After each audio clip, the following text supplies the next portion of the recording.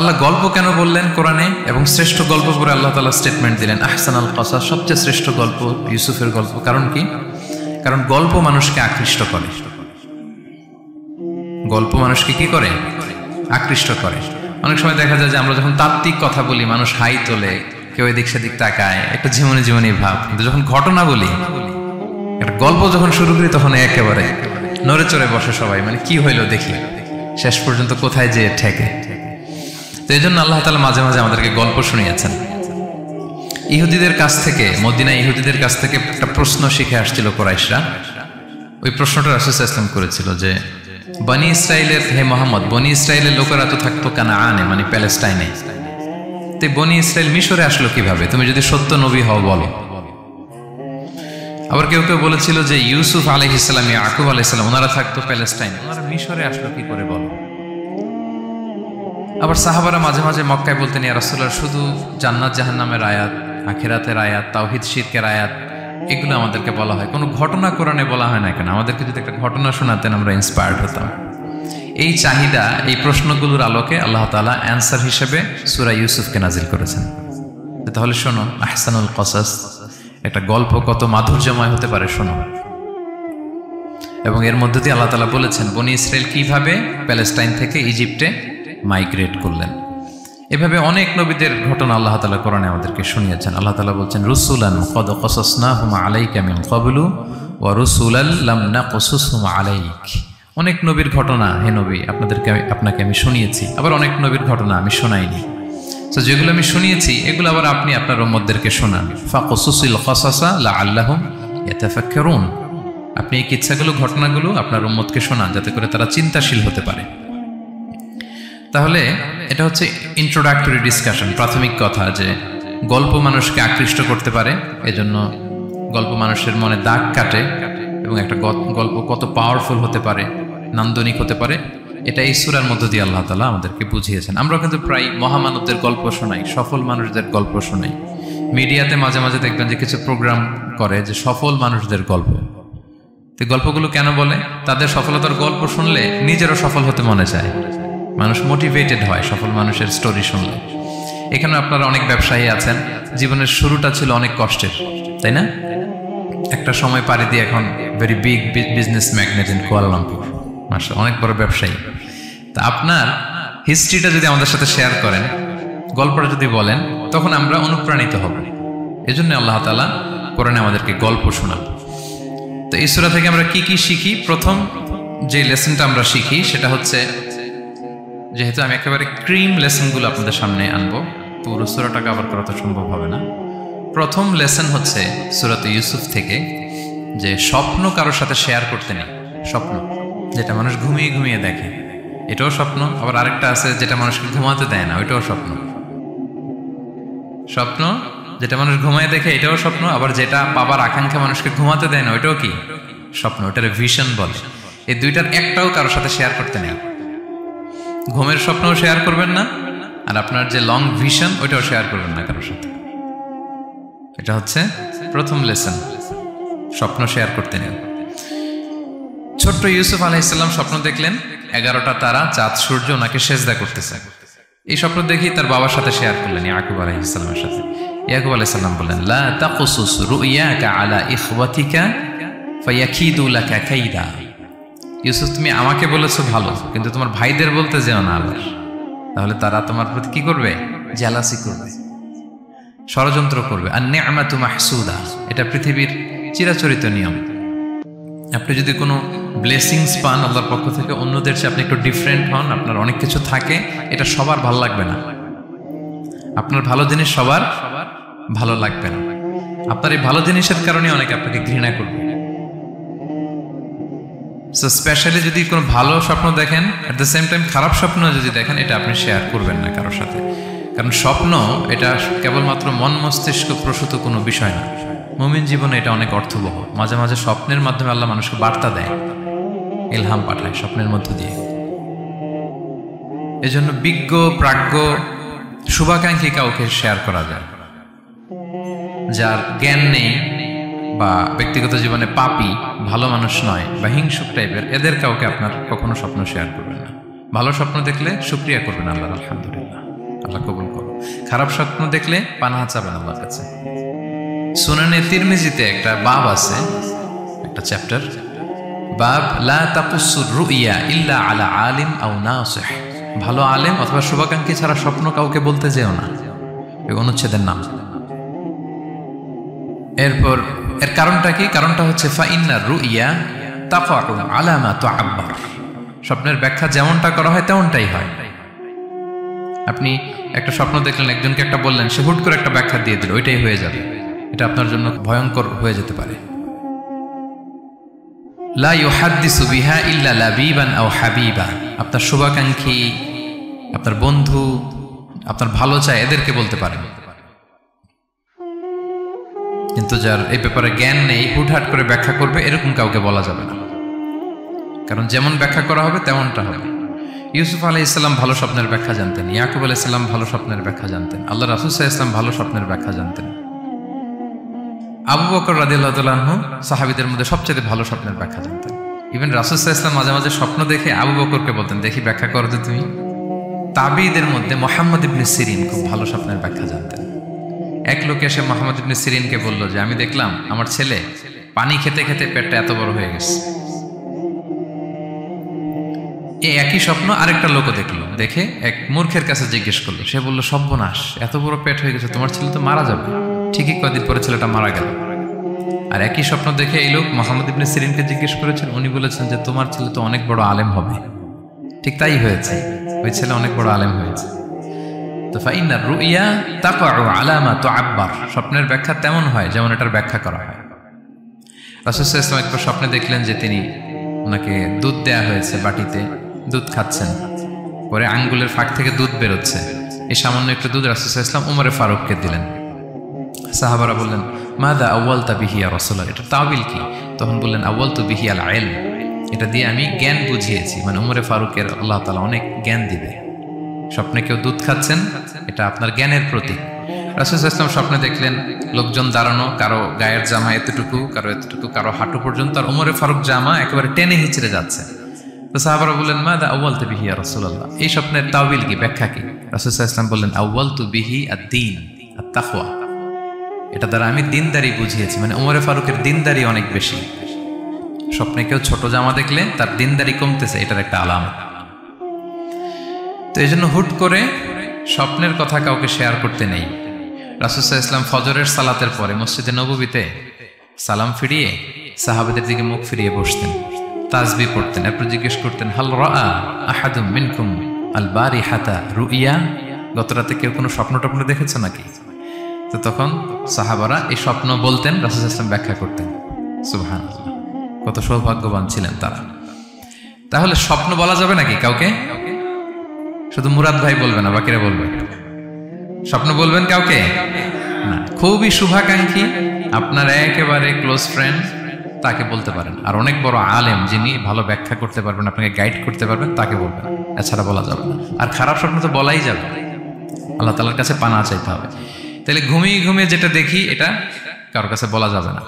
আর যেটা পাওয়ার আকাঙ্ক্ষা মানুষকে ঘুমাতে দেয় না, ওইটাও একটা স্বপ্ন। বলে না যে আমার জীবনের স্বপ্ন আমি এটা করব, এটাও স্বপ্ন। এই ভিশনও শেয়ার করা যাবে না কারোর সাথে। আপনারা তো ব্যবসায়ী মানুষ, টিপস শিখাই দিয়ে কিছু। বিশাল বড় একটা কিছু প্রজেক্ট নিছেন, শুরু করার আগে আপনি বলে ফেলছেন, শেষ, আর এটা হবে না। দেখবেন যে এখান থেকে কনস্পিরেসি, ওইখান থেকে শত্রুতা, ওইদিকে এটা করছে ওইটা করছে, আপনি আর আগাতেই পারবেন না। দুঃখজনক হলেও সত্য, আমরা বাংলাদেশিরা তো এগুলোতে অভ্যস্ত। সবার মধ্যে কম বেশি জেলাসি কাজ করে ন্যাচারালি, আমাদের বাংলাদেশিদের এটা আরো বেশি। আমি আমার প্রায় আলোচনাতে বলি যে আমাদের জাতীয় খেলা হাডুডু হওয়ার কারণ হচ্ছে এই খেলার ধরনটাই এমন, একজন সামনে যেতে চায়, 10 জন পা ধরে পিছনে টানতে চায়। তো একটা গল্প শুনেছিলাম এরকম, যে এক লোক জাহান্নাম ভিজিট করতে গেছে। এক এক দেশের লোকদের জন্য এক এক জাহান্নাম, প্রত্যেক জাহান্নামের উপর একজন রক্ষী ফেরেশতা। তো দেখতেছে যে একটা জাহান্নামের আশেপাশে কোনো রক্ষী ফেরেশতা নেই। তো বললো যে সব জাহান্নামের উপরে রক্ষী ফেরেশতা যাতে বেরোতে না পারে কেউ, এই জাহান্নামের কোনো রক্ষী ফেরেশতা নাই কেন? এটা কোন দেশের? বলতেছে এটা বাংলাদেশের জাহান্নাম।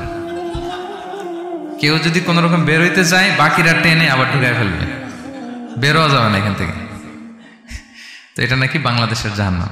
এটা জাস্ট একটা মজার ছলে গল্প করলাম আর কি।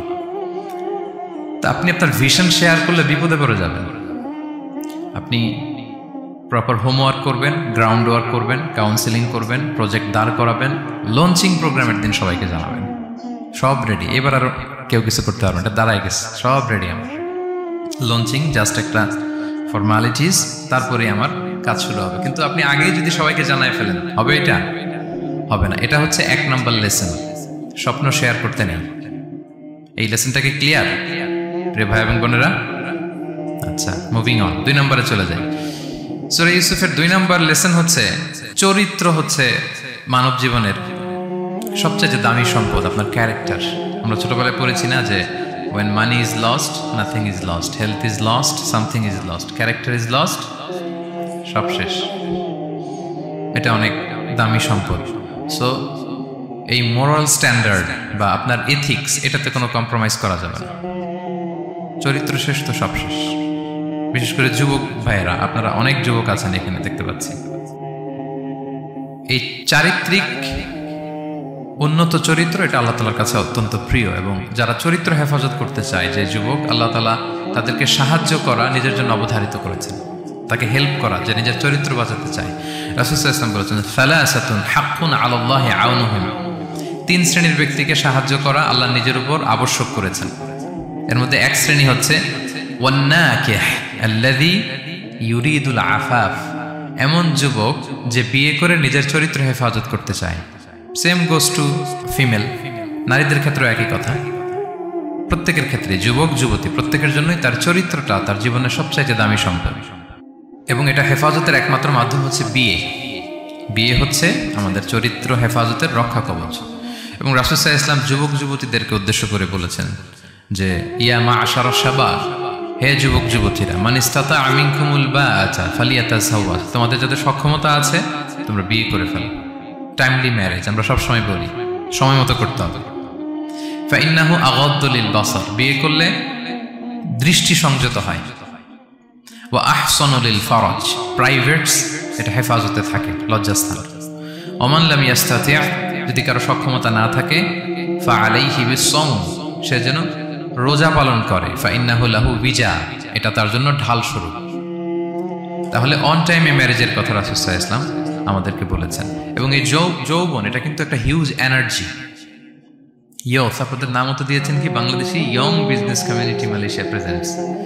তো আপনারা হচ্ছেন সবাই এখানে যুবক, তাগড়া যুবক। এই যৌবন 5টা প্রশ্নের উত্তর না দিয়ে কিয়ামতের ময়দানে মানুষ পা নাড়াতে পারবে না। এর মধ্যে একটা প্রশ্ন হচ্ছে, তোমার জীবনের যে মাহেন্দ্রক্ষণ যৌবন, এটা তুমি কিভাবে কাজে লাগিয়েছো? তোমার ইয়ুথ, এটার ব্যাপারে আপনি জিজ্ঞাসিত হবেন। এই যৌবনটা এটা আমাদের কাছে আমানত। এজন্য রাসূল সাল্লাল্লাহু আলাইহি ওয়াসাল্লাম অসংলগ্ন দৃষ্টিপাত করতে আমাদেরকে নিষেধ করেছেন, দৃষ্টি যাতে আমরা হেফাজত করি। এবং তিনি বলেছেন, 2টা অঙ্গের গ্যারান্টি যদি আমাকে কেউ দেয় যে এই 2 অঙ্গের পাপ কেউ করবে না, আমি নবী তাকে জান্নাতের গ্যারান্টি দেই। মাইয়াদমান লি মা বাইনা লিহিয়াইহি ওয়া মা বাইনা রিজলাইহি আদমান লাহুল জান্নাহ। 2 অঙ্গ কোনটা? 2 চোয়ালের মাঝখানে যেটা থাকে মানে জিহ্বা, আর হচ্ছে 2 পায়ের মাঝখানে যেটা থাকে মানুষের প্রাইভেট। এই 2 অর্গান, 2 অঙ্গের পাপ যদি কেউ করবে না বলে আমি নবীকে গ্যারান্টি দেয়, আমি নবী তাকে জান্নাতের গ্যারান্টি দেই। এই 2 অঙ্গ দিয়ে বেশি পাপ হয় মানুষের, খেয়াল করে দেখবেন বেশি পাপ হয়। তো এই জন্য ইসলাম বিবাহ বহির্ভূত সকল সম্পর্ককে হারাম করেছে, বিয়েকে হালাল করেছে। বিয়ের মধ্যে প্রশান্তি আছে, প্রাপ্তি আছে, দায়িত্বশীলতা আছে। অনেকে বলে যে আমি লিভ টুগেদার করবো, এখানে ইসলামের এত সমস্যা কেন? আমি আমার সূরা নূরের একটা লাইভ সিরিজ করতেছি, ওখানে বিস্তারিত বলেছি যে এখানে অনেক সমস্যা আছে। আপনি এই বাংলাদেশের পার্সপেক্টিভে যদি বলি, ঢাকা মেডিকেলের ডাস্টবিনে প্রায় নবজাতক বাচ্চা পাওয়া যায়, পত্রিকায় আসে, হয় জীবিত নয় মৃত। তো ওই যে বাচ্চাটা যে আপনি প্রাণ নষ্ট করলেন, এই অধিকার কি আমার আছে? নাই। কারো প্রাণ হরণের অধিকার তো আমার নেই। আর এই বাচ্চাটা যদি জীবিত থাকে, এবার তার লাইফটা দেখেন কিরকম, কত হ্যাসেল। তার কোনো হিস্ট্রি নাই, তার হিস্ট্রি ইজ মিসিং। তার বাবা নাই, তার মা নাই। আমাদের প্রত্যেকের বাবা মা আছে, আমাদের একটা জেনেটিক্যাল ইনহেরিটেন্স আছে। আমার 14 পুরুষের জেনেটিক্যাল অ্যাট্রিবিউটস নিয়ে আমি বড় হয়েছি, আমার হিস্ট্রি আছে, তার হিস্ট্রি মিসিং। আর ইসলাম লিনিয়েজ মানে বংশকে প্রিজার্ভ করাকে খুব গুরুত্ব দেয়, এটা জরুরি। আমি একটা মেয়েকে বিয়ে করবো, ওর বাবাকে দাদাকে না জানলে আমি কিভাবে বুঝবো যে তার হিস্ট্রি কি? একটা ছেলেকে কেউ বিয়ে করবে, তার বাপ দাদা 14 পুরুষ হিস্ট্রি না জানলে, তার গ্রাম নাই, তার নাম নাই, তার পরিচয় নাই। তো এই জন্য ব্যাপারটা যত সহজে আমরা বলি যে লিভ টুগেদার করলে অন্যের সমস্যা কি? মিউচুয়াল কনসেন্ট তো আছে, পারস্পরিক সম্মতির ভিত্তিতে রিলেশন হলে সমস্যা কোথায়? এইখানে সমস্যা। লিনিয়েজ প্রিজার্ভ করা যায় না, তার রাইটস ভায়োলেট হয়। ছোট্ট ছেলে মেয়েরা তাদের মায়ের আদর পাবে, বাবার আদর পাবে, এটা তার অধিকার না? তো যে ছেলেটা ডাস্টবিনে পড়ে রইল, লেটসে কোনো অরফেন হাউস তাকে নিয়ে আসলো, এতিমখানা, তো সে কি বাবা মায়ের আদরটা পায়? এই ছোট্ট ছেলে নিজের জামা নিজে ধোয়, নিজের কাপড় চোপড় নিজে গুছায়, তার বাবা নাই মা নাই। সে বাইরে বেরোলে দেখে অন্যান্য বাচ্চাদেরকে মা বাবা কত আদর করে, তার হিস্ট্রি সে জানে না। কত বড় অপরাধ আপনি করছেন দেখছেন? এই জন্য বিবাহ বহির্ভূত সকল সম্পর্ককে ইসলাম হারাম ঘোষণা করে, বিয়েকে ইসলাম বৈধ করেছে। প্রশান্তি আছে, দায়িত্বশীলতা আছে, সামাজিকতা আছে, সভ্যতা বিনির্মাণের একটা স্ট্রাকচার্ড সিস্টেম আছে। এজন্য বিয়ে বহির্ভূত সম্পর্ক হারাম। আপনারা জানেন যে সুন্দরী জুলাইখা ইউসুফ আলাইহিসসালামকে পাপের প্রস্তাব দিয়েছিল, নিষিদ্ধ প্রেমের প্রস্তাব দিয়েছিল। 7টা দরজা বন্ধ করে, ওয়াগাল্লাকাতিল আবওয়াবা ওয়া ক্বালাত হাইতা লাক, 7 দরজা লক করে বলেছিল এসো। আর তখন ইউসুফ আলাইহিস সালাম যে শব্দটা উচ্চারণ করেছিলেন, এটা গোটা বিশ্বের যুবকদের জন্য একটা মহৌষধ। তিনি বলেছিলেন মাআযাল্লাহ, যেটা আমরা বলে অভ্যস্ত, আমরা বলি নাউযু বিল্লাহ, সেম থিং, একই জিনিস। আল্লাহ আমি তোমার কাছে পানাহ চাই। এরকম ইনবক্সে যদি প্রস্তাব আসে, এরকম মেসেজ যদি আসে, পাপের কোনো হাতছানি যদি আসে, আমরা সাথে সাথে কি বলবো? মাআযাল্লাহ। কি বলবো? মাআযাল্লাহ, আল্লাহ এই পাপ থেকে আমি বাঁচতে চাই, আল্লাহ আমি পানাহ চাই। এবং পরে ইউসুফ আলাইহিস সালামকে সে বলেছিল তুমি যদি মেনে না নাও তোমাকে জেলে বন্দী করা হবে, জেলেই পাঠানো হবে। তিনি বলেছিলেন ক্বালা রাব্বিস সিজনু আহাব্বু ইলাইয়া মিম্মা ইয়াদউনানি ইলাই, আল্লাহ যে পাপের দিকে তারা আমায় ডাকে তার চেয়ে জেলখানা আমার জন্য ভালো। তিনি কারাবরণ করেছিলেন, চরিত্র হেফাজতের জন্য কারাবরণ করেছিলেন। তো এই যে বিশুদ্ধ চিত্ত, এই যে চারিত্রিক দৃঢ়তার আর্কিটাইপ, এই ইউসুফ আলাইহিস সালামের এই গল্প গোটা বিশ্বের সকল নওজওয়ানদের জন্য এটা প্রেরণার বাতি ঘর, এটা আমাদের জন্য lesson. He is our icon. তো 2 নম্বর পয়েন্টটা ছিল চরিত্র আমাদের জীবনের সবচেয়ে দামি সম্পদ। প্রিয় ভাই এবং বোনেরা, আমরা সব ছাড়লেও আমাদের চরিত্র যেন আমরা নষ্ট না করি। এই পয়েন্টটা ক্লিয়ার সবার কাছে? আচ্ছা, মুভিং অন। 3 নম্বর পয়েন্টস হচ্ছে যারা জীবনে সফল হয়, সফল লোকেরা তারা কখনো কোনো অজুহাত দেয় না বা অজুহাত খোঁজে না। সফল লোকেরা দেখবেন যে এক্সকিউজ দেয় না। এক্সকিউজ আমাদের, এইটা নাই, এটা হয় নাই, ওইটা হয় নাই, আমার ক্যাপিটাল নাই এজন্য ব্যবসা করতে পারি না, আমার মামা খালু নাই এজন্য চাকরি হয় না, দেশে এই সমস্যা এজন্য আমি দাঁড়াতে পারি না। এগুলো কাদের কথা বলেন তো? ব্যর্থদের কথা। যারা সাকসেসফুল ইন দেয়ার ক্যারিয়ার, জীবনে যারা সফল, এরা কখনো কি দেয় না? এক্সকিউজ দেন, অজুহাত দেয় না। They create their own path, they create their own space. তারা তাদের নিজেদের রাস্তা গড়ে নেয়। রাস্তা আপনাকে কেউ করে দিয়ে যাবে না, আপনার রাস্তাটা আপনাকে করতে হবে। তো এই যে অজুহাত দেয় না, সামনে শুধু আগায়, ইউসুফ আলাইহিস সালাম এক্ষেত্রে আমাদের জন্য আদর্শ। আপনি একটু খেয়াল করে দেখেন, এই যে আমাদের মধ্যে এত হতাশা, এটা নাই ওইটা নাই, এত হতাশা, হতাশ হওয়ার মতো কি ছিল না ইউসুফ আলাইহিস সালামের জীবনে? বলেন, হতাশাগ্রস্ত হওয়ার মতো কি ছিল না? ওনার জীবনে সব ছিল। হতাশ হওয়ার জন্য, হাল ছেড়ে দেওয়ার জন্য যা যা দরকার সব ছিল। ছোটবেলায় ভাইদের ষড়যন্ত্র, ওনাকে পিটিয়ে মেরে আহত করে কুয়ার মধ্যে ফেলে দেওয়া হয়েছে, অন্ধকার কুয়া, ছোট্ট বাচ্চা। সেখান থেকে এক ক্যারাভ্যান কাফেলা এসে ওনাকে নিয়ে মিশরে বিক্রি করে দিল, দাস কেনা বেচার বাজারে। কৃতদাস উনি, এখন কৃতদাস। আর আমাদের মতো স্বাধীন মুক্ত মানুষ নন, কৃতদাস হিসেবে বিক্রি করে দেয়া হল, সার্ভেন্ট। আজিজে মেসরের ওখানে যে উনি কৃতদাস হিসেবে জীবনযাপন শুরু করলেন। নারীর ছলনায় এখানে ফিতনার সম্মুখীন হলেন, কারাবরণ করলেন। হতাশ হওয়ার মতো কি ছিল না? বলেন, সব ছিল। উনি তো হাল ছেড়ে দিলে, ইউসুফ আলাইহিস সালামের সবার আগে হাল ছেড়ে দেওয়ার কথা ছিল। কুয়ার মধ্যে যখন পড়ছে, খালাস, আমি শেষ, আমার তো জীবনে আর কোনো আলো নাই। দাস কেনাবেচার বাজার যখন বিক্রি, তখনই তো হাল ছেড়ে দেওয়ার মতো, আমার জীবন তো শেষ, মুক্ত জীবন তো আর নাই। জুলাইখা যখন অত্যাচার করতেছিল তখনই হাল ছেড়ে দেওয়ার মতো ছিল। জেলখানায় মোর দেন আ ডেকেড, 12 বছর জেলখানায় ছিল, মানে মোর দেন 10 ইয়ার্স, 10 বছরের বেশি। তো তারপরও তিনি কি করেন নাই? অজুহাত দেয় নাই, ধৈর্যের সাথে সাহসিকতার সাথে একটার পর একটা পথ পরিক্রমা তিনি পাড়ি দিয়েছেন। এবং দেখেন যে উনি জেলখানার ভেতরে যে পুরো জেলখানার পরিবেশ চেঞ্জ করে ফেলছিলেন আল্লাহ নবী ইউসুফ আলাইহিস সালাম। জেলখানায় কারা যায় বলেন তো দেখি? চোর, ডাকাত, গুন্ডা, বদমাশ, তাই না? তো ওখানে যে উনি দেখলেন যে কারা কর্তৃপক্ষ এই গুন্ডা বদমাশদেরকে নিয়ন্ত্রণে রাখতে হিমশিম খাচ্ছে। আল্লাহ নবী ইউসুফ আলাইহিস সালাম ওনার চারিত্রিক মাধুর্যতা দিয়ে, ওনার পার্সোনালিটি দিয়ে, ওনার আচরণ দিয়ে, সবকিছু দিয়ে সবার মন জয় করে ফেলেন। কয়েক মাসের ব্যবধানে পুরো মিশরের জেলখানা ওনার নিয়ন্ত্রণে। সবার অসুস্থ যারা সেবা শুশ্রূষা করলেন, যাদের কাউন্সেলিং দরকার কাউন্সেলিং করতে লাগলেন। মাঝখানে আবার 2জন কয়েদি স্বপ্ন দেখলো, তারা দেখলো যে এখানে স্বপ্ন বলতে হলে ইউসুফকেই বলতে হবে। ইউসুফ আলাইহিস সালামের কাছে বললো, উনি সুন্দর স্বপ্নের ব্যাখ্যা করলেন। এরপর প্রপার একটা টাইমে দাওয়াতি কাজ শুরু করলেন। তার মানে আপনার রাস্তা যদি একটা বন্ধ হয় আরো 10টা খোলা, ঠিক কিনা? একটা দরজা বন্ধ, আল্লাহ তাআলা আরো অনেকগুলো দরজা খুলে দিবেন। One door is closed, many doors are open, আরদুল্লাহি ওয়াসিআ। দাওয়াতি কাজ আপনি করতে চাইলে অনেক জায়গা খোলা আছে। এবং জেলখানা, কারাবরণ, কোনো কিছু দিয়ে আল্লাহ নবী ইউসুফ আলাইহিস সালামকে দমানো যায়নি। দমানো গিয়েছে না। যেন সফলরা এগুলো বলেন, আমি তো কারাবরণ করছিলাম, আমি তো 10 বছর ছিলাম না, আমার তো এই সমস্যা। এগুলো সফল লোকদের কথা না। আপনারা নেলসন ম্যান্ডেলার নাম শুনেছেন? সাউথ আফ্রিকার প্রথম প্রেসিডেন্ট। উনি কত বছর কারাবরণ করেছিলেন জানেন? 27 বছর।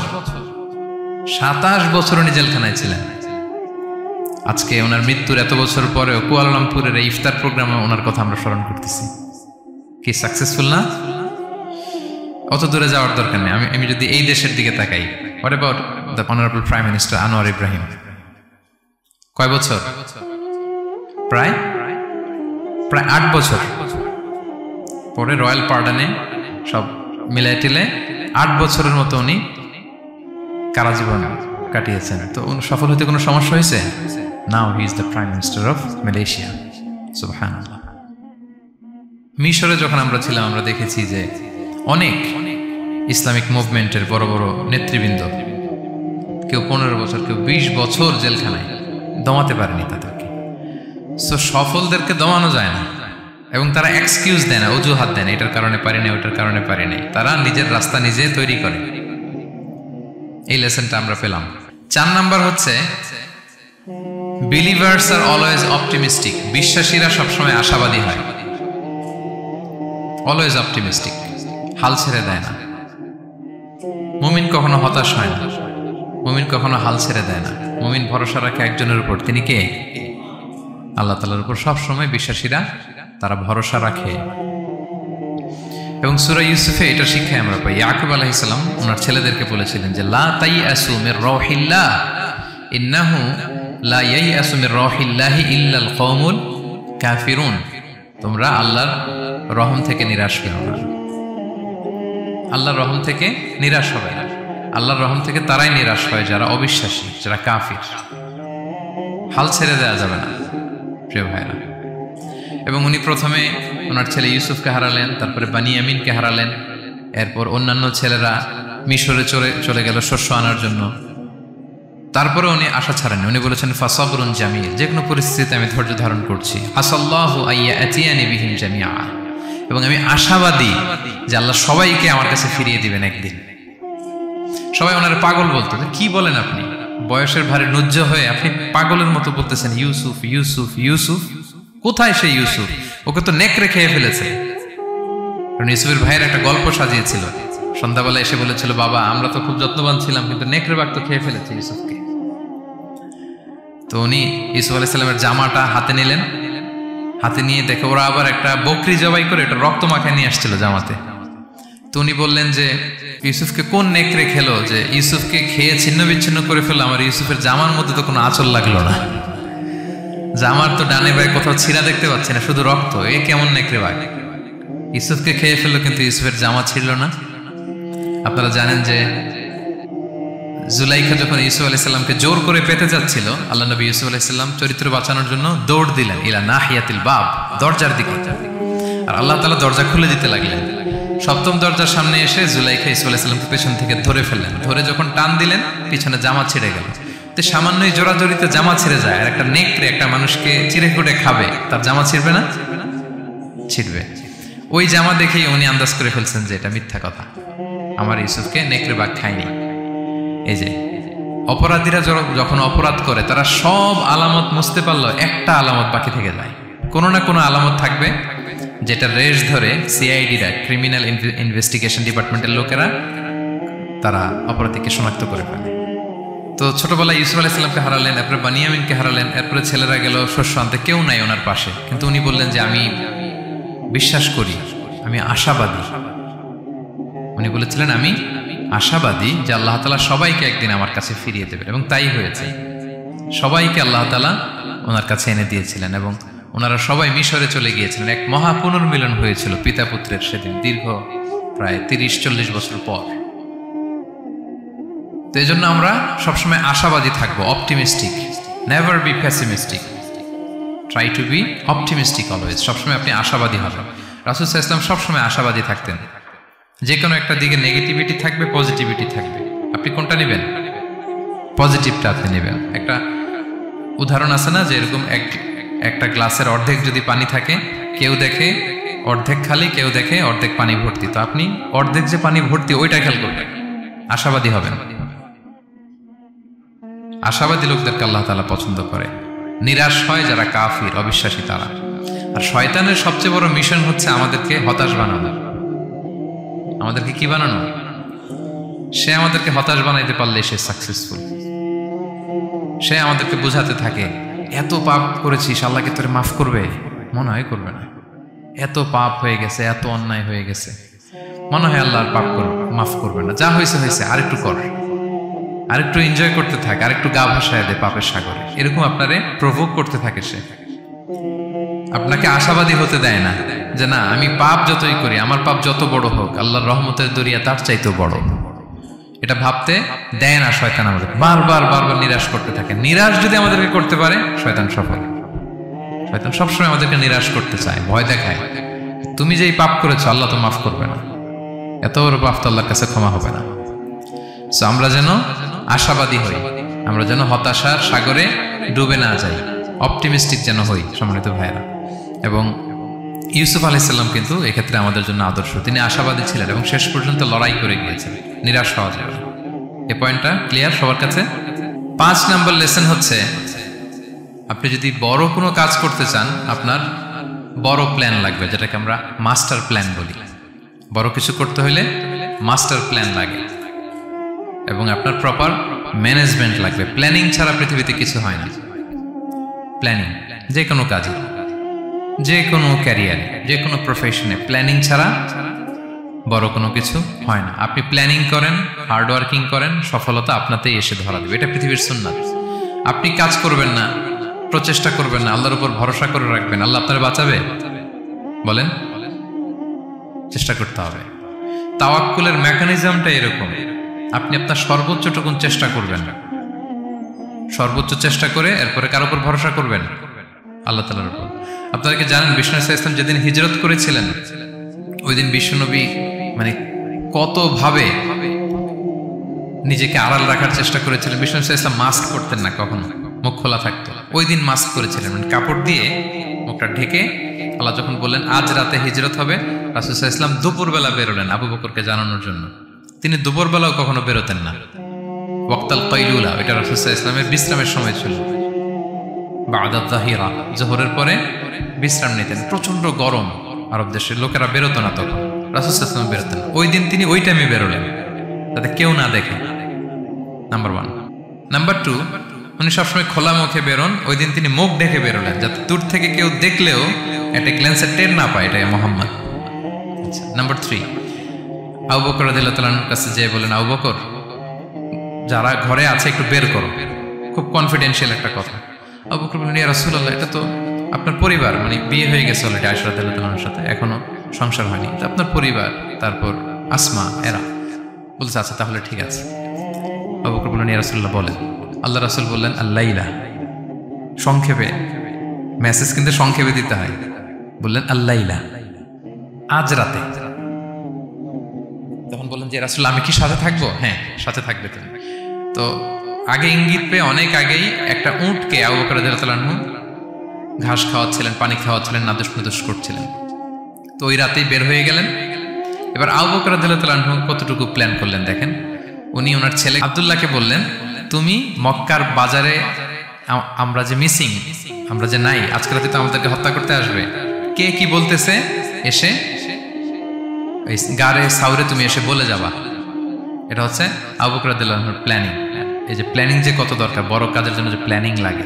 রাসূল সাল্লাল্লাহু আলাইহি ওয়াসাল্লাম প্ল্যান করছে কিভাবে? দুপুরে বেরোইছেন, মুখ ঢেকে বেরোইছেন, সবার সামনে বলতে চাচ্ছেন না, শর্ট ওয়ার্ড দিয়ে বলে ফেলতেছেন। আবু বকর রাদিয়াল্লাহু তাআলা আনহুর প্ল্যানিং হচ্ছে 2 মাস ঘাস খাওয়ালেন উটকে, উট প্রস্তুত, অর্থ প্রস্তুত, এবং মক্কা থেকে মদিনায় সাওয়াহিলি রোড দিয়ে, অর্থাৎ সাগরের পাশ ঘেঁষে ক্যারাভেন যে রাস্তা ছিল ওই রাস্তায় না, লোকচক্ষুর অন্তরালে আরেক রাস্তায় আমাদেরকে পৌঁছায় দিতে পারবে এরকম একজন গাইড তিনি ভাড়া করে রাখলেন। ছোট্ট ছেলে আব্দুল্লাহকে বলেন, আব্দুল্লাহ, আমরা যখন গারে সাউরে 3 দিন থাকবো, তুমি সকালবেলা মদিনার মক্কার বাজারে ঘুরবা, কে কি বলে আমাদের ব্যাপারে, আবু বকর মুহাম্মদ নিয়ে কে কি বলে এসে আমাদেরকে শোনাবে।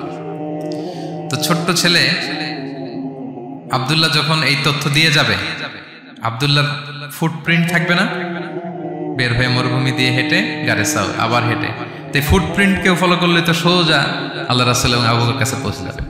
উনি প্ল্যান বিও করে রাখলেন যে আব্দুল্লাহ যখন আমাদেরকে ইনফরমেশন পৌঁছে চলে আসবে, তিনি আরেকজনকে ঠিক করে রাখলেন যে তুমি আমার ছাগলগুলো ওই রাস্তায় একটু চড়াবা, তখন ছাগলের ফুটপ্রিন্ট থাকবে, ছোট্ট আব্দুল্লাহর পায়ের যে ছাপ ফুটপ্রিন্ট ওইটা আর থাকবে না।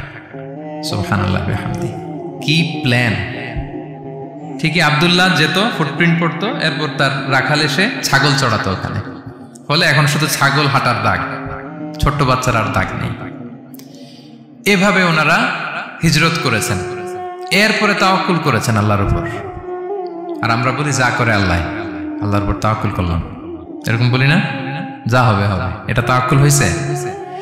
আমরা টিপিক্যাল বাঙালি মুসলমানরা কি বলতাম? আমি আল্লাহর নবী, আমি কাফেরদের নাকের ডগার উপর দিয়ে যাব, দেখি কে ঠেকায়, কার শক্তি বেশি, কুরাইশদের শক্তি বেশি না আল্লাহর শক্তি বেশি, এরকম বলতাম না? যে আমি রাতের বেলায় কেন যাব, আমি দিনের বেলায় আবু জাহেলের নাকের ডগার উপর দিয়ে হেঁটে যাব, দেখি কার শক্তি বেশি, আমার আল্লাহ বড় নাকি আবু জাহেল বড়। এরকম সস্তা কিছু আবেগিক কথা আমরা বলতাম। কিন্তু বিষ্ণু ঈসা ইসলাম কিরকম প্ল্যানিং করেছেন দেখেন, ওনার রোলটা উনি প্লে করেছেন, এবং সব শেষে ভরসা করেছেন কার উপর? আল্লাহ তাআলার উপর। তাহলে প্ল্যানিং, বড় কাজ করতে হলে আপনাকে প্ল্যানিং লাগবে। উনি কি প্ল্যান করলেন শোনেন। উনি যখন জেলখানায় ছিলেন, রাজা একটা স্বপ্ন দেখলেন যে 7টা গাভী হৃষ্টপুষ্ট, তাদেরকে গিলে খেয়ে ফেলতেছে 7টা জীর্ণ শীর্ণ গাভী, আর 7টা সবুজ গমের শীষ, 7টা শুকনো গমের শীষ। এই অদ্ভুত স্বপ্ন দেখে উনি হয়রান, ঘুম ভেঙে গেল, ডাকলো সবাইকে, কেউ স্বপ্নের ব্যাখ্যা বলতে পারে না। সবাই বলতেছে আদগাস আহলাম, এটা অলিক স্বপ্ন, এর ব্যাখ্যা আমরা জানি না। তখন একজন বলল, রাজার যে সাকিল মালিক, সে বলল একজন আছে জেলখানায় আমার সাথে পরিচয় হয়েছিল, তার নাম ইউসুফ, ও পারবে। ইউসুফ আলাইহিস সালামকে বলা হলো, ইউসুফ আলাইহিস সালাম ব্যাখ্যা দিলেন, 15 বছরের মাস্টার প্ল্যান জানাই দিলেন রাজাকে। কয় বছরের? উনি বললেন যে প্রথম 7 বছর কি করবা? ক্বালা তাজরাউনা 7 সিনিনা দাআবা। প্রথম 7 বছর উনি বললেন যে একটা দুর্ভিক্ষ আসছে, ভয়ঙ্কর দুর্ভিক্ষ, ড্রট। এই দুর্ভিক্ষের কারণে গোটা বিশ্বে খাদ্য সংকট দেখা দিবে। নেক্সট 7 ইয়ার্স মিশরের সব জায়গায় কাল্টিভেটেড ল্যান্ড যেগুলো আছে চাষ করতে হবে ইচ্ছে মতো। এই 7 বছর চাষ করতে হবে, খেতে হবে কম, জমায় রাখতে হবে বেশি। এরপরের 7 বছরে কোনো বৃষ্টি হবে না, মারাত্মক দুর্ভিক্ষ, মাটি ফেটে চৌচির, পানি নাই কোথাও। ওই জমিয়ে রাখা প্রথম 7 বছরের খাবার দিয়ে পরের 7 বছর আপনাদেরকে ট্যাকেল দিতে হবে। এরপরে 7-7-14 শেষে 15তম বৎসরে প্রচন্ড বৃষ্টি হবে, সুজলা সুফলা, শস্য শ্যামলা হয়ে যাবে মিশরের অলি গলি সবকিছু। তাহলে প্ল্যান করলেন, মাস্টার প্ল্যান করলেন কয় বছরের? 15 বছর। রাজা শুনে তো অবাক, বলতেছে সর্বনাশ, এই লোক কোথায় ছিল? নিয়ে আসতে চাইলেন, উনি বললেন না, আমি বেরোবো না, আমাকে মিথ্যা অপবাদ দিয়ে কারাবরণ দেওয়া হয়েছিল, আগে ওটা সেটেল করেন। ওটা সেটেল করা হলো, গোটা মিশরবাসী জানলো, বিনা অপরাধে কারাবরণ। এরপর উনি বেরোয় আসলেন। সাথে সাথে রাজা বলল, আপনাকে আমি আমার একেবারে কাছের লোক, ব্যক্তিগত সহকারী বানাবো। উনি বললেন না, ইন্নী হাফিজুন আমিন, আমি হচ্ছি হাফিজ, যে কোনো জিনিস ভালো প্রিজার্ভ করতে পারি। এই যে আলনি আলা খাজাইনিল আরদ, আপনি আমাকে ফিনান্স মিনিস্টার বানান। তার মানে অনেক সময় নিজের ঢোল নিজের পেটাতে হয়। যখন দেখবেন যে না, আশেপাশে যেগুলো আছে এগুলো সব হচ্ছে বোকা শোকা, এরা দায়িত্ব নিলে শেষ করে ফেলবে, ওই ক্ষেত্রে নিজের ঢোল নিজে পেটানো জায়েজ। তো ইউসুফ আলাইহিস সালাম দেখলেন যে আমি যদি এটার রেসপন্সিবিলিটি নেই, তাহলে এই মাস্টার প্ল্যান আমি বাস্তবায়ন করতে পারবো। উনি বললেন আমাকে ফিনান্স মিনিস্টার অফ ইজিপ্ট বানান, অর্থ মন্ত্রণালয়ের দায়িত্ব দেন। দেয়া হলো ওনাকে, এবং রাজাও দেরি করলেন না, মুহূর্তের মধ্যে ফিনান্স মিনিস্টার দায়িত্ব দিয়ে দিলেন। এটাকে বলে ম্যারিটোক্রেসি। ইংরেজিতে কি বলে? ম্যারিটোক্রেসি, মানে পদ দেয়া হবে মেরিটের ভিত্তিতে। সিঙ্গাপুরের 3টা বা 4টা ন্যাশনাল পলিসির মধ্যে একটা হচ্ছে ম্যারিটোক্রেসি। তারা এত আগায় যায় কেন? ছোট্ট সিঙ্গাপুর আগায় যাচ্ছে এত। তারা ওই জোহর বারু থেকে পানি নিয়ে ওইটারে প্রসেসিং করে ড্রিঙ্কিং ওয়াটার বানায়, আবার জোহর বারুর কাছে ড্রিঙ্কিং ওয়াটারের বোতল বিক্রি করে। পানি নিয়েছিল কোত্থেকে? জোহর বারু থেকে। জোহর বারু থেকে নিয়ে রিফাইন করে মিনারেল ওয়াটার এবং ড্রিঙ্কিং ওয়াটার 2 ধরনের বোতলজাত করে ওদের কাছে 3 ডবল দামে বিক্রি করে। This is called merit. আর সিঙ্গাপুরের রাষ্ট্রীয় পলিসির মধ্যে একটা হচ্ছে ম্যারিটোক্রেসি, মানে মেরিটের ভিত্তিতে পদ পাবে। এখানে চাচা মামা খালুর ফোন কলে কাজ হবে না, এখানে দলীয় কোনো কিছুর কাজ হবে না। এজন্য এরা হু হু করে আগাচ্ছে শুধু সামনের দিকে। এই ম্যারিটোক্রেসির ফর্মুলা ফলো করেছিলেন দ্য কিং অফ ইজিপ্ট। তিনি দেখলেন যে এক কারাগারে ছিল, কয়েদি ছিল, that's not a big deal. সে যে মাস্টার প্ল্যান দিছে, আমার ইজিপ্টকে বাঁচাতে হলে একে লাগবে আমার, মুহূর্তের মধ্যে ফিনান্স মিনিস্টার। অবাক করা কাহিনী। 12 বছর জেল খাটা লোক বেরোয় finance minister. This is called meritocracy. তারপর আল্লাহ নবী ইউসুফ আলাইহিস সালাম এভাবে বাস্তবায়ন করলেন। তো এই জন্য আমাদেরকে বড় প্ল্যানিং করতে হবে এবং রিসোর্স ম্যানেজমেন্ট জানতে হবে। আমার অনেক কিছু আছে, কিন্তু আমি এটাকে ম্যানেজ করতে জানি না, আপনি সফল হতে পারবেন না। আপনার অ্যাসেট আছে, টাকা আছে, নলেজ আছে, কিন্তু আপনি ম্যানেজ করতে জানেন না। আপনার ম্যানেজমেন্ট না থাকলে সফলতা আসবে না। বিশেষ করে যখন এটা গভর্নমেন্ট রিসোর্সের ব্যাপার আসে, গভর্নমেন্ট রিসোর্সকে এটা চমৎকারভাবে ম্যানেজ করতে হয়। আপনারা কি জানেন পৃথিবীতে ডেইরি প্রোডাক্টের জন্য কোন দেশ সবচেয়ে বিখ্যাত? ডেইরি? হ্যাঁ, নিউজিল্যান্ড। আর এখানে অস্ট্রেলিয়া। এখানে ডাচ লেডি একটা দুধ আছে, খান আপনারা? ডাচ লেডি কোন দেশের? নেদারল্যান্ডের বা হল্যান্ডের। হল্যান্ডে যেই পরিমাণে গরু আছে, ইথিওপিয়াতে তার 5 গুণ বেশি গরু আছে। আফ্রিকান একটা কান্ট্রি আছে ইথিওপিয়া, হল্যান্ডের 5 গুণ বেশি গরু তাদের দেশে। কিন্তু পৃথিবীতে ডেইরি ফ্যাক্টরিতে হল্যান্ড আগানো ইথিওপিয়ার চেয়ে 10 গুণ বেশি আগানো। কারণ ওদের গরু বেশি, কিন্তু ম্যানেজমেন্ট নাই। কিভাবে ডেইরি প্রোডাক্ট ওরা বের করবে, এই রিসোর্স ম্যানেজমেন্টটা জরুরি। আমাদের বাংলাদেশে আল্লাহ তাআলা অনেক রিসোর্স দিয়েছেন, এটার ম্যানেজমেন্ট নেই। আমাদের এই যে Cox's Bazar, the longest sea beach, অনেককে বললে চিনেও না। আমি অনেক জায়গায় বলেছি যে গর্ব করে যে আমাদের তো লংগেস্ট সি বিচ, জানো কোথায় আবার এটা লংগেস্ট সি বিচ? চিনেই না কক্সবাজারকে। কিন্তু আমাদের ট্যুরিজম মিনিস্ট্রি কিন্তু এই রিসোর্সগুলোকে ম্যানেজ করে গোটা বিশ্বের ট্যুরিস্টদেরকে অ্যাট্রাক্ট করতে পারতো না। ম্যানেজমেন্টের দুর্বলতা। আমাদের সিলেটে যে হিল ট্রাক্টস এরিয়া, পাহাড়ি এরিয়া, চা বাগান, এটা অনেক বড় ট্যুরিস্ট অ্যাট্রাকশন হতে পারতো। আমাদের বান্দরবানে একবার একটা ক্যাবল কার বানাইছিল, এটা কয়েক সপ্তাহের মধ্যে ছিঁড়ে পড়ছে। এই ঘটনা শুনলে বিদেশিরা তো দূরের কথা, আপনি উঠবেন ওটাতে আপনার বাচ্চা কাচ্চা নিয়ে? তো আমরা তো গেন্টিং হাইল্যান্ডে গেলেই কেবল কারে উঠি। লাঙ্কাবিতে গেলে এই যে স্কাই কেবল আমরা উঠি না, কি পাওয়ারফুল কেবল দিয়ে, এত সুন্দর ম্যানেজমেন্ট, এত সুন্দর সেফটি সিকিউরিটি দিয়ে ওরা এটাকে ম্যানেজ করেছে। গোটা বিশ্বের ট্যুরিস্টদেরকে আকৃষ্ট করতেছে। ওটার উপরে উঠলে আন্দামান দ্বীপপুঞ্জগুলো দেখা যায়। আপনারা যাবেন লাঙ্কাবির ওই কেবল কারে, মালয়েশিয়ার সবচেয়ে উঁচু কেবল কার, স্কাই কেবল ব্রিজ আছে একটা। তো এই যে আমাদেরকে আকৃষ্ট করে এগুলো, কারণ they know how to manage their resources. Government লেভেলে এই রিসোর্স ম্যানেজমেন্টটা জরুরি, যেটা আল্লাহ নবী ইউসুফ আলাইহিস সালাম আমাদের চোখে আঙ্গুল দিয়ে দেখিয়েছেন। প্ল্যানিং লাগবে, মাস্টার প্ল্যানিং লাগবে, গ্রাউন্ড ওয়ার্ক লাগবে, এরপরে আপনি কাজে নামবেন। যে কোনো বড় কাজ করার আগে, যেহেতু আপনারা ব্যবসায়ী, তো আমি তো ব্যবসা বুঝি না, একটু শেয়ার করতেছি আর কি আপনাদের সাথে, যদি কাজে লাগে আপনাদের। যে কোনো বড় প্রজেক্ট করার আগে সর্ট অ্যানালাইসিস করতে হয়। নাম শুনেছেন না আপনারা? হ্যাঁ, সর্ট নাম শুনেছেন? আজকে শুনে যান। SWOT, সর্ট অ্যানালাইসিস করতে হয়। S for strength, W for weakness, O for opportunities, T for threats, আপনি একটা বড় কাজ করার আগে সর্ট অ্যানালাইসিস করতে হয় যে আমার এই কাজের স্ট্রেংথ কতটুকু আছে, আমার উইকনেস কী কী আছে, কী কী সমস্যা হতে পারে, এরপর অপরচুনিটিস কী কী থাকতে পারে, তারপরে এই কাজ আমি দাঁড় করালে, প্রজেক্ট দাঁড় করলে কী কী থ্রেট আমাকে এখানে বাধাগ্রস্ত করতে পারে। এই গ্রাউন্ড ওয়ার্ক করার পরে এরপর আপনি বড় মাস্টার প্ল্যান নিয়ে আপনার প্রজেক্ট শুরু করবেন। প্ল্যানিং বড় প্রজেক্টের জন্য অনেক জরুরি, এবং রিসোর্স ম্যানেজমেন্ট, বিশেষ করে গভর্নমেন্ট রিসোর্সের ক্ষেত্রে এটা খুবই জরুরি। এবং আল্লাহ নবী ইউসুফ আলাইহিস সালামের জীবনী থেকে এই লেসন কিন্তু আমরা পাই। এই পয়েন্টটা কি ক্লিয়ার সবার কাছে? 5 নাম্বার পয়েন্ট একটু কঠিন হয়ে গেল নাকি? ক্লিয়ার? 6 নাম্বার পয়েন্ট হচ্ছে এ দাঈ ইজ অ্যান অপরচুনিটি সিকার।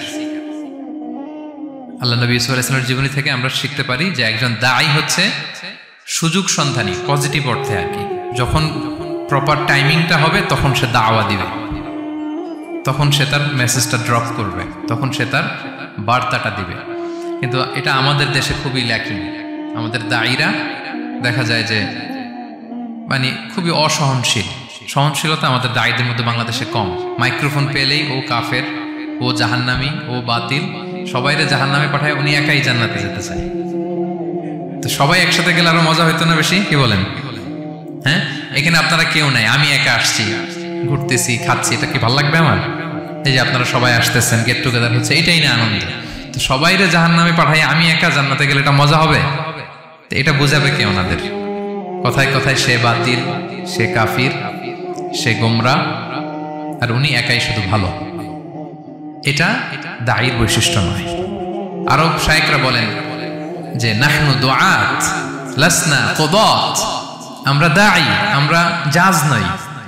আমাদের দায়ীরা দায়ীর চেয়েও জাজ হতে চায় বেশি, খুব জাজমেন্টাল, আমরা খুব বেশি অ্যাটাকিং কথা বলি, আমরা অন্যকে নাকচ করে দেই, বাতিল করে দেই। এটা দায়ীর কাজ নয়। দায়ীর কাজ শুধু পৌঁছে দেওয়া। দায়ীর কাজ কি? ওমা আলাইনা ইল্লাল বালাগ ওমা আলা রাসূলি ইল্লাল বালাগুল মুবিন লাস্তা আলাইহিম বিমুসাইতির। আমি আপনাকে দারোগা বানিয়ে পাঠাই না, আপনি পিছনে পিছনে ঘুরবেন। ফালা আল্লাকা বাখিউন আলা নাফসিকা আলা আথারিহিম ইল্লাম ইউমিনু বিহাদাল হাদিসে আসাফা। মানে নবী আপনি তো পাগল হয়ে যাবেন ওদের পিছনে ঘুরতে ঘুরতে, ওরা ঈমান আনে না কেন, ওরা জান্নাতি হবে না কেন, এত পেরেশান তো হওয়ার দরকার নাই। আপনার কাজ শুধু পৌঁছে দেওয়া। হেদায়েত দেয়া না দেয়ার মালিক কে? আল্লাহ। ইন্নাকা লা তাহদি মান আহবাবতা ওয়ালাকিন্নাল্লাহা ইয়াহদি মান ইয়াশা। নবী আপনি যাকে চান হেদায়েত দিতে পারবেন না। আপন চাচা আবু তালেব এত ভালোবাসতো রাসূল সাল্লাল্লাহু আলাইহি ওয়াসাল্লামকে, ফিনান্সিয়াল সাপোর্ট, পলিটিক্যাল সাপোর্ট সব দিয়েছেন। রাসূল ভালোবাসতেন ওনাকে। মৃত্যু সজ্জায় শুয়ে আছে, চাচা একবার বলেন আশহাদু আল্লা ইলাহা ইল্লাল্লাহ ওয়া আশহাদু আন্না মুহাম্মাদুর রাসূলুল্লাহ, আমি বাকিটা আল্লাহর সাথে বুঝবো। উনি সবশেষে বললেন আলা মিল্লাতি আব্দুল মুত্তালিব, আমি আব্দুল মুত্তালিবের শিরকি বিশ্বাসের উপর শেষ নিঃশ্বাস ত্যাগ করলাম। তো রাসূল সাল্লাল্লাহু আলাইহি ওয়াসাল্লাম চাইলেও দিতে পারে না। তা আপনি দাঈ, আপনি এরকম জাজমেন্টাল কেন হবেন? আপনি এরকম অন্যকে নাকচ কেন করবেন? আপনার কাজ তো শুধু পৌঁছে দেওয়া। আমাদের কাজ কি? একজন দাঈ মোটেও জাজমেন্টাল হবে না, তিনি শুধু পৌঁছে দিবেন এবং প্রপার টাইমিং এর অপেক্ষায় থাকবেন। ইউসুফ আলাইহিস সালাম জেলখানায় ঢুকেই লা ইলাহার দাওয়াত দেননি, আগে সবার মাঝে নিজের একটা শক্ত অবস্থান নিশ্চিত করেছেন। যখন দেখলেন যে না, কেউ বিপদে পড়লে ওনার কাছে আসে, পরামর্শ চাইলে ওনার কাছে আসে, উনি ভাবলেন এই তো আমার টাইম। এরপর উনি শুরু করলেন মানে তাওহীদের কথাকে, শিরককে উচ্ছেদ করে তাওহীদ প্রতিষ্ঠার কথা এত সুন্দর আপনি সূরা ইউসুফের মধ্যে যেভাবে পাবেন অন্য কোথাও এরকম পাবেন না। অনেক সুন্দর করে এখানে তিনি দাওয়াত দিয়েছেন। তো দায়ীর কাজ হচ্ছে প্রপার টাইমিংটা করা। একজন দায়ী সবার সাথে মিশবে, দল মত নির্বিশেষে। গোটা বিশ্ব তার দাওয়াতি প্ল্যাটফর্ম। সে অনলাইনে, সে অফলাইনে, সে ক্যামেরার সামনে, সে কিবোর্ডে, সে মুসলিমের কাছে, অমুসলিমের কাছে, সবার কাছে আপনি মিশবেন। অনেক অমুসলিমরা আমাদের কথা শুনে, অনেক হিন্দু ভাইরা কথা শুনে, অনেক বৌদ্ধরা কথা শুনে, অনেক নাস্তিকরা কথা শুনে। হিজ মাই অডিয়েন্স। অনেক গুন্ডা মাস্তান আমাদের কথা শুনে। আপনি ওদের সাথে বসবেন, হাফ প্যান্ট পরে বসছে, গলায় স্বর্ণের চেইন, মদের গ্লাস নিয়ে বসছে, বসেন আপনি। দেখেন না এবিটলিও কি সুন্দর করে চলে যায়, সুন্দর করে। যে উনি আমাকে বলতেছে যে শায়েখ, আমি যে অনেক মেয়েদের সাথে বসি টসি, আমি কিন্তু মনে মনে শুধু আস্তাগফিরুল্লাহ পড়ি। আমাকে বলতেছে শায়েখ, এই যে আপনি দেখছেন ইন্দোনেশিয়াতে এখানে সেখানে আমি চলে যাই বিভিন্ন মদের বারে, এখানে সেখানে, আমি কিন্তু মনে মনে আস্তাগফিরুল্লাহ পড়ি। তার মানে তার চিন্তা চেতনা কত সুন্দর দেখেন, যে ওখানে তো যাইতে হবে আমাদের। পাপের জায়গায় আড্ডাখানে না গেলে আপনি দাওয়াতটা দিবেন কোথায়? সো প্রপার একজন দায়ী, he is an opportunity seeker. Say proper timing বুঝে দাওয়াতটা দিবে, এবং একজন দায়ী দল মত নির্বিশেষে সবার কাছে কোরআনের কথা পৌঁছাবেন। যেই দায়ী ভেদাভেদ করেন অডিয়েন্সের মধ্যে, তিনি এই দাওয়াতি কাজের উপযুক্ত নন, এবং দাওয়াতের এই মহান মর্যাদাকে তিনি হানি করছেন। একজন পটেনশিয়াল দায়ীর এরিয়া গোটা বিশ্ব। 7 নাম্বার সর্বশেষ লেসন হচ্ছে, success isn't a destination, success is a journey. আমরা সফলতাকে অনেক একটা ডেস্টিনেশন মনে করি, ওই যে আমার সফলতা, আমি ওখানে পৌঁছলেই সফল, বাস খালাস, কেনা আর কিছু লাগবে, এ তো হয়ে গেছে, আমি সফল। না, সাকসেস ইজন্ট আ ডেস্টিনেশন। সফলতা এটা কোনো গন্তব্যের নাম নয়, এটা একটা journey, journey to journey, journey to journey, চলমান প্রক্রিয়া। সফলতার কোনো শর্টকাট হয় না, হয় অনেক কাঠখড় পুড়িয়ে জীবন যুদ্ধের প্রতিটি অধ্যায়ে নিজেকে প্রমাণ করে করে একটু একটু করে আপনি সফল হবেন, একটু একটু করে আগাবেন। ইটস এ জার্নি, এটা কোনো ডেস্টিনেশন নয়। এবং সফল হওয়ার পথ পরিক্রমায় কোনো লিফট নেই, সিঁড়ি বেয়ে উপরে উঠতে হয়। কি বেয়ে? কিন্তু আমরা সফল হতে চাই কিভাবে? ডাইরেক্ট 100 তলা, এই তো আমি সফল, উপরে, সবার উপরে আমি, এইভাবে চাই সফলতাটা। সবার উপরে উঠে যাব, গোল্ড মেডেল গলায় পরাই দিবে, আমরা সাকসেসফুল। না, সফলতার রাস্তায় কোনো লিফট থাকে না। কি দিয়ে উঠতে হয়? সিঁড়ি বেয়ে ঘাম জড়িয়ে উঠতে হয়। দেখেন, শুধু আলোর মুখ দেখার জন্য মায়ের পেটে আমাদের কত সময় লাগছে বলেন তো? জাস্ট একটু লাইট, হ্যাঁ, 9 মাস 10 মাস সময় লাগছে শুধু একটু আলো দেখবো আমরা। একটু আলোর মুখ দেখার জন্য আমার লাগছে 9 মাস। আর এইখানে আমরা শর্টকাট খুঁজি, খালি কি খুঁজি? সফলতার কোনো শর্টকাট নেই। অল্প এফোর্টে যারা সফল হতে চায় এরা কোনোদিন সফল হয় না। ইউসুফ আলাইহিস সালামের জীবনীটা একটু খেয়াল করেন, একটু একটু করে তিনি সামনের দিকে এগিয়েছেন, এবং সবশেষে ইজিপ্টের ফিনান্স মিনিস্টার হয়েছেন। এজন্য ধৈর্য ধারণ করতে হবে, নিজের সর্বোচ্চটুকু উজাড় করে দিয়ে আপনার রোলটা আপনি প্লে করবেন, এরপর আল্লাহ তাআলার উপর ভরসা রাখবেন। কিন্তু অনেক চেষ্টার পরেও যদি কাঙ্ক্ষিত সফলতা না পান, হতাশ হওয়ার কিছু নাই। কারণ বিশ্বাসীর সফলতা শুধু দুনিয়াতে না, বিশ্বাসীদের সফলতা আখিরাত পর্যন্ত বিস্তৃত। ওইটা আসল সফলতা। ফামান যুহজিহা আনিন নারি ওয়া উদখিলাল জান্নাতা ফাকাদ ফাজ। যে জাহান্নাম থেকে মুক্তি পেল, জান্নাতের নিশ্চয়তা পেল, সেই সফল। আমরা যেন সেই সফলতার জন্য অপেক্ষা করি, আমরা যেন দুনিয়া আখিরাত উভয় জাহানে সফল হতে পারি। আল্লাহ তাআলা আমাদের সবাইকে